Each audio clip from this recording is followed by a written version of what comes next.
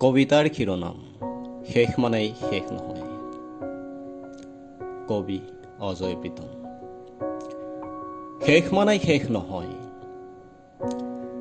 যাত্ৰা এটি জীৱনৰ শ্ৰুতিধাৰা। বিন্দু বিন্দু লক্ষ্যৰে যাত্ৰাবোৰ সুদীৰ্ঘ হয়। প্ৰতি বিন্দুত গতিশীল প্ৰতিযাত্ৰা থমকি ৰয়। এটি বিন্দুৰ পৰা আন এটি বিন্দুলৈ যাত্ৰাৰ মালাধাৰী পুনৰ সুদীৰ্ঘ হয়। শেষ মানে সদায় শেষ নহয়। সমাপ্তি মানে সদায় সমাপ্তি নহয়। শেষৰ শেষতো তৰুণ হৈ উঠে একো একোটি নতুন প্ৰভাত, একো একোটি নতুন আৰম্ভণি। নতুন প্ৰভাতৰ গতিশীল প্ৰতিটো আৰম্ভণিয়ে গতি লয় পুনৰ একো একোটি শেষলৈ, একো একোটি সমাপ্তিলৈ।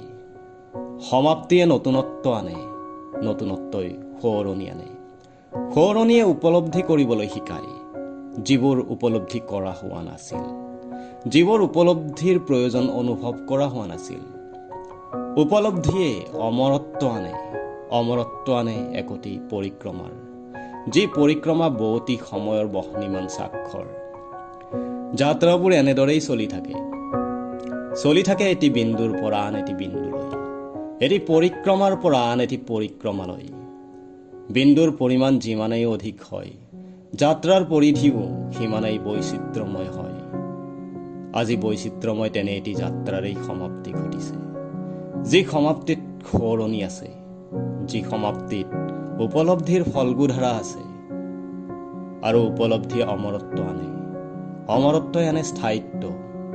স্থায়িত্ব একোটি পৰিক্ৰমাৰ সমৃদ্ধিৰ কাৰক, স্থায়িত্ব একোটি পৰিক্ৰমাৰ সমৃদ্ধিৰ প্ৰতীক।